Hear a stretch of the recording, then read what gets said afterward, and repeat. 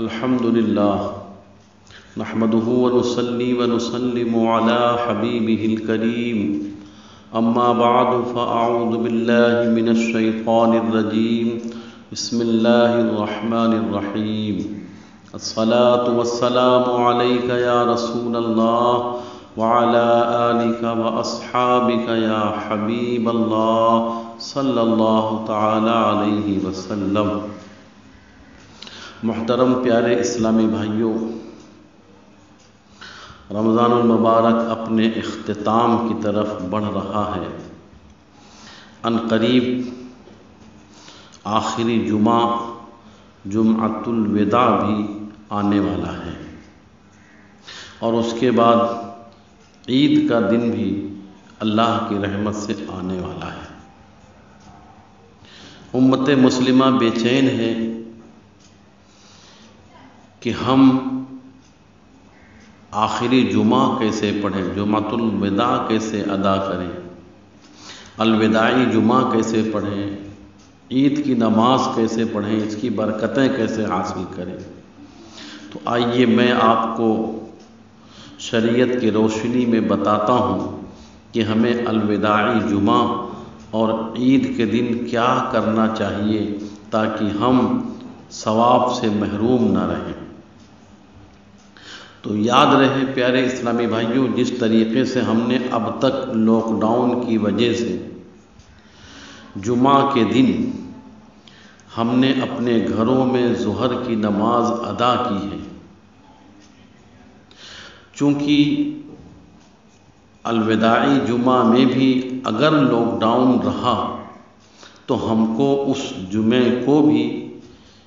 اپنے گھر میں ظہر کی نماز ہی ادا کرنا ہے۔ لیکن یاد رہے، حدیث پاک میں آتا ہے، اللہ کے رسول صلی اللہ تعالی علیہ وسلم نے ایک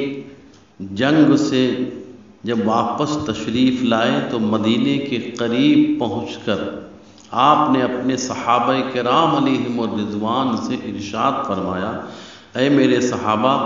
میں تمہیں ایک بات بتاؤں؟ صحابہ نے عرض کیا، یا رسول اللہ صلی اللہ علیہ وسلم ارشاد فرمائیں۔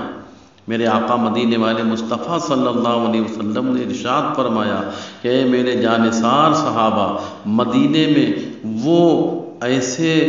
معذور صحابی بھی موجود ہیں جو تمہارے ساتھ ساتھ ثواب میں موجود ہیں، جو تمہارے ساتھ ساتھ تمہارے ثواب کے برابر انہیں ثواب میں حقدار بنایا گیا ہے۔ جتنا ثواب تمہیں ملا ہے وہ مدینے میں ہے، مگر پھر بھی ان کو بھی اتنا ہی ثواب ملا۔ صحابہ کرام علیہم الرضوان نے عرض کیا، یا رسول اللہ صلی اللہ علیہ وسلم، انہیں اتنا ثواب کیوں ملا؟ میرے آقا نے ارشاد فرمایا، انہیں اتنا ثواب تمہارے برابر اس لیے ملا کیونکہ وہ جانا تو چاہتے تھے کہ جنگ میں جائیں، دشمنان اسلام سے لڑیں، ان کی بھی نیت تھی، ان کا بھی پکا ارادہ تو یہ تھا کہ ہم جائیں اور میدان جہاد میں لڑیں، لیکن کسی عذر، کسی مجبوری کی وجہ سے، بڑھاپے کی وجہ سے یا شدید بیماری کی وجہ سے یا کسی اور عذر کی وجہ سے وہ نہ جا سکے، تو اللہ تبارک و تعالیٰ نے انہیں دل میں پکا ارادہ رکھنے کی نیت کی بنیاد پر ان کو بھی ثواب خوب عطا فرمایا۔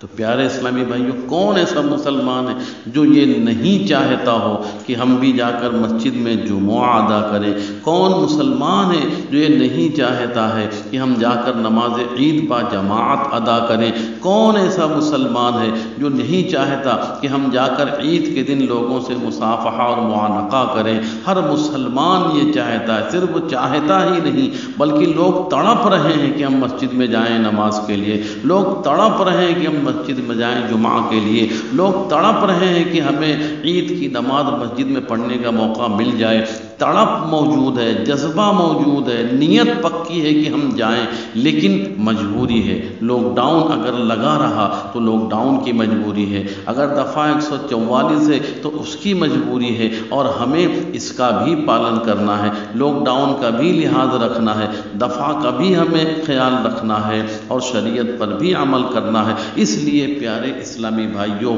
اب ہم چاہ رہے ہیں کہ جائیں، لیکن عذر کی بنیاد پر نہیں جا سکتے ہیں، تو اللہ کی رحمت سے امید ہے کہ ہمارا یہ پکا ارادہ رکھنا اور دل میں یہ کڑھن رکھنا کہ ہمیں مسجد میں جانے کے لیے موقع مل جاتا تو ہم جمعہ ادا کرتے، تو انشاءاللہ تعالی اس سچے جذبے کی بنیاد پر اللہ تبارک و تعالی تمہیں نماز جمعہ بلکہ جمعہ کی جماعت کا بھی ثواب ضرور عطا فرمائے گا۔ اس لیے آپ مایوس نہ ہوں۔ ہاں، جمعے کے دن آپ کثرت سے درود پاک پڑھیں۔ اللہ کے رسول صلی اللہ علیہ وسلم ارشاد فرماتے، جو شخص جمعہ کے دن 200 مرتبہ درود پاک پڑھتا ہے، اللہ تعالیٰ اس کے 200 سال کے گناہ بخش دیتا ہے۔ تو ہم گھر میں ظہر کی نماز پڑھیں الوداعی جمعہ میں، اور اس کے بعد میں الوداعی جمعہ تو چونکہ ہم گھر میں پڑھیں گے نہیں بلکہ ہم ظہر پڑھیں گے، تو ظہر کی نماز کے بعد آپ 200 مرتبہ درود شریف پڑھ لیجئے، اور زیادہ درود شریف پڑھ لیجئے، تو انشاءاللہ تعالی کثرت سے درود پاک پڑھنے کی بھی برکتیں ہمیں حاصل ہو جائیں گی۔ اور شریعت ہمیں کہہ رہی ہے کہ ہم گھر میں ظہر پڑھیں، تو شریعت پر عمل بھی ہو رہا ہے، اس لیے اس کا بھی ثواب ہمیں حاصل ہوگا۔ اب رہی بات یہ کہ عید کے دن، تو عید کے دن پیارے اسلامی بھائیوں، اللہ کے رسول صلی اللہ تعالیٰ علیہ وسلم کا یہ پیارا عمل رہا ہے کہ جب آپ عید کی نماز پڑھ کے اپنے کاشان اقدس پر تشریف لاتے تھے تو آپ 4 رکعت نفل ادا فرماتے تھے، 4 رکعت نفل ادا فرماتے تھے۔ تو آپ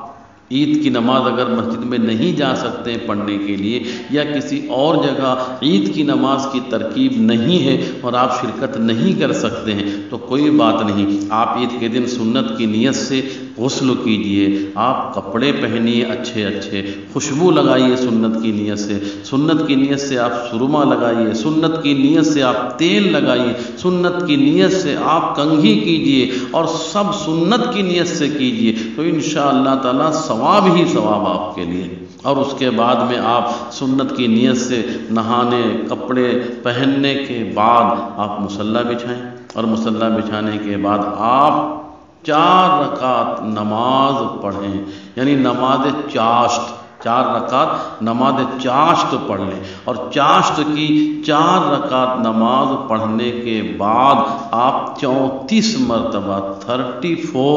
34 مرتبہ آپ اللہ اکبر پڑھ لیں۔ 4 رکعت بھی آپ پڑھ سکتے ہیں اور 2 رکعت بھی آپ پڑھ سکتے ہیں۔ اب چاہے آپ 2 رکعت چاشت کی نماز پڑھیں یا 4 رکعت نماز چاشت کی پڑھیں، جو بھی آپ کو بہتر لگے آپ پڑھیں۔ 4 رکعت پڑھیں گے تو انشاءاللہ تعالی مزید آپ کو ثواب ملے گا۔ تو پیارے اسلامی بھائیوں، ہم اس طریقے سے 4 رکعت نماز چاشت کی ادا کریں، اور اس کے بعد ہم جو ہے 34 مرتبہ اللہ اکبر کہیں، انشاءاللہ تعالی ڈھیروں ڈھیر ثواب ہمیں مل جائے گا۔ اور انشاءاللہ چونکہ ہماری عید میں جانے کی بھی نیت تھی لیکن موقع نہیں مل پا رہا ہے، عذر ہے، تو اس نیت کا بھی ثواب انشاءاللہ تعالی ہمیں مل جائے گا۔ تو تمام اسلامی بھائی مایوس نہ ہوں، اللہ کی رحمت بہت بڑی ہے، انشاءاللہ رب کے خزانے میں کچھ بھی کمی نہیں ہے، وہ انشاءاللہ ہمیں ضرور ان دنوں میں ثواب خوب عطا فرمائے گا۔ ہاں، جب آپ نماز عید کے دن اس 4 رکعت نماز چاشت سے فارغ ہو جائیں، 34 مرتبہ اللہ اکبر کہہ کر فارغ ہو جائیں، تو آپ سب کے لیے دعا کریں، اپنے لیے، ساری امت کے لیے، سب کی مشکلیں آسان ہو جائیں، کورونا وائرس کی وبا دور ہو جائے، خوب دعا کریں، انشاءاللہ تعالی خوب برکتیں ملیں گی۔ اللہ تبارک و تعالی ہمیں خوب اجر و ثواب عطا فرمائے۔ عید کے دن یقیناً خوشی منانا اچھی بات ہے، سنت ہے، تو ہم سنت کی نیت سے انشاءاللہ اس دن کو اچھے انداز میں منانے کی کوشش کریں۔ اللہ تعالی ہمیں ان تمام باتوں پر عمل کی توفیق عطا فرمائے۔